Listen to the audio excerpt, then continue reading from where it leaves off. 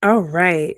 So today I want to talk about how when I hear someone say that they wish that their relationship with rest would be like a BFF, like the relationship currently is absolutely horrible, like they're struggling, it's on the rocks, it's very much not good.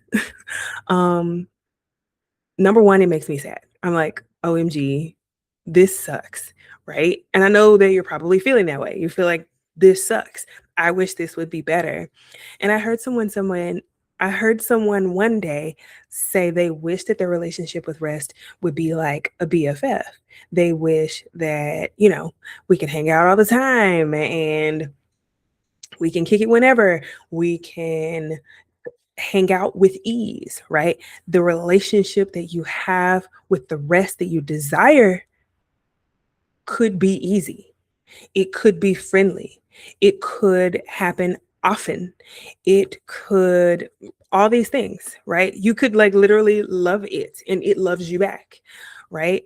And it takes work to get to that sometimes, right? We're not always taught how to rest, that we deserve to rest, that it's okay to even rest, right? So, what I would tell you and what I tell my clients is that the first thing that you need to do is really kind of reevaluate what is the status of your life?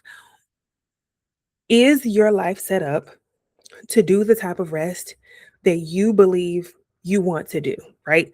And to before you even get to that, there's a precursor. You have to like kind of know or sort of not necessarily game plan, but just think about in the future, what do you want that rest to look like? And so, like I said, I've heard someone say they wish that their relationship with rest could be like a BFF. Cool. What does that mean to you? What does that look like to you? Hanging out all the time, hanging out whenever, you can call them up whenever and they're always down, right? Like, what is that relationship dynamic?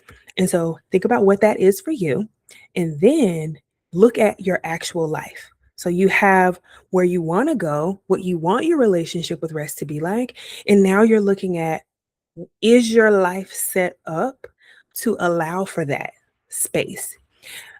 Are you creating pockets of time in your life where you can pick up your phone, shoot a text message to rest, and say, "Hey, you want to hang out?"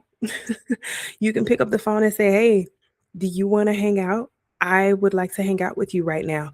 If your weekends are constantly, because if you're on my channel, you're more than likely a busy professional. You're a busy woman, you're a busy guy, and you are like booked.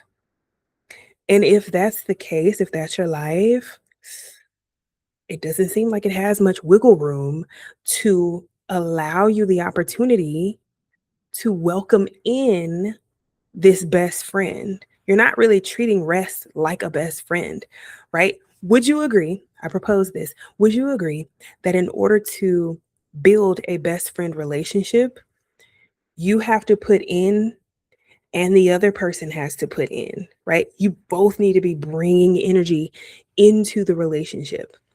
Rest, because it's not an actual person, rest is going to give you what you put into it, right? And it will only ever give you what you put into it.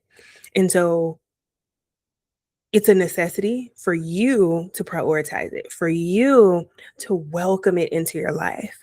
And so you have to create space for that time, for that energy, for that. Many of us have heard the analogy, refilling your cup. You have to make space for that cup. You have to find the freaking cup. Okay. You got to know where the cup even is.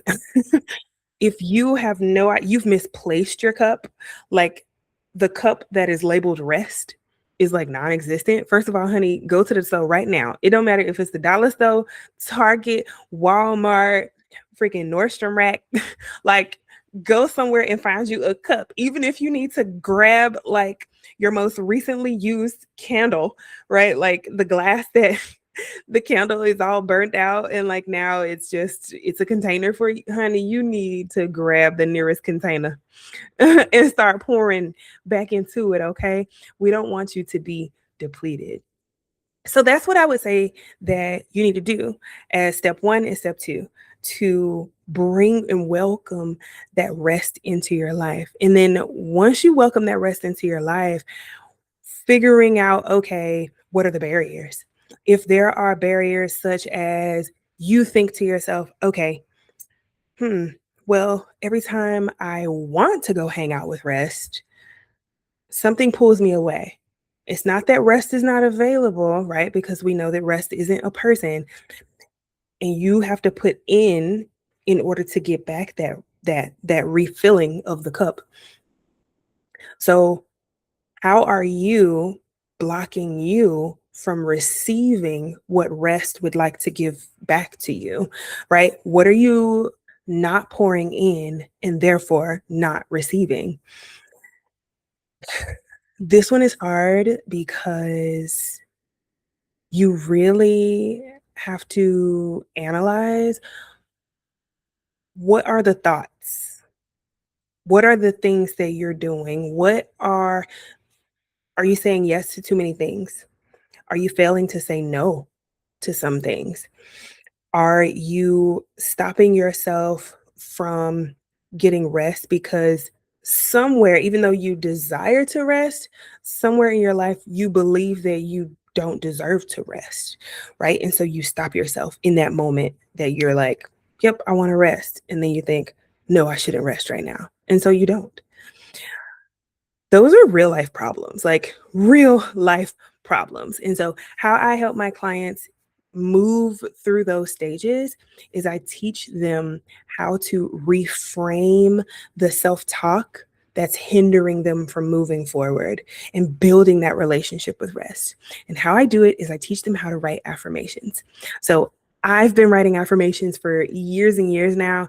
I started writing them because I knew that I wanted to live a better life. I wanted to welcome myself into my newness, right? I wanted to become the version of me that I could see in the future, but I didn't really know how I was going to become her. I didn't have like a step by step guide or anything like that. I just knew that I wanted to become this other version of myself. And when I thought about what was hindering me from becoming her, like I said, I didn't know the step by step of how to become her, but I knew that my discouraging thoughts, my persistent discouraging thoughts, it was going to be a roadblock. It was like, okay, that's not going to help. I know that that's not good. That's probably not what's going to be beneficial. And so I started to say, okay, we're going to work on that. And I promise you, when I started to work on my self talk, things changed. The longer I work on my self talk, the more things changed, right? So, this is why I'm a huge advocate of sort of like, I almost said reclaiming how you think about you and what you believe about you, because I think there is a little bit of rewiring that needs to go on. Because there is a part of me that believes that when you're a child, you believe in yourself and you have this confidence and you have this courage, and like you just go out and you're like, the world is mine. But then life happens and you begin to recluse and you sort of shut down and almost like cave in on yourself and you start like self-criticizing, and it's just this overwhelming thing about like life. And at least that was what my experience was.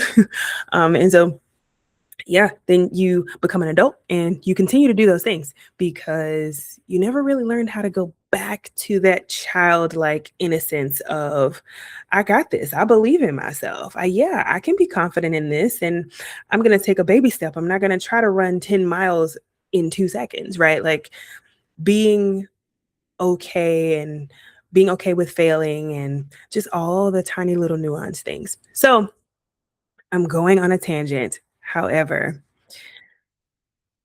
this is very important. Being able to speak to yourself in a way that is going to be more encouraging for you to make positive action in the right direction versus being discouraging for yourself and continually taking steps in the direction that you don't actually want to go, right? Um, I think it's really, really helpful, and it has been helpful to my clients.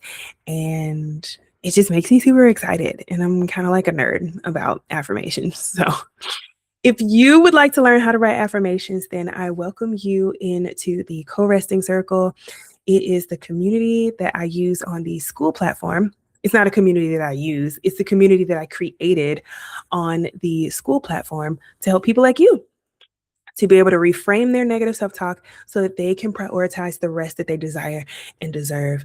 I absolutely love helping people write their own affirmations. When I get to see the light bulb go off, oh my gosh.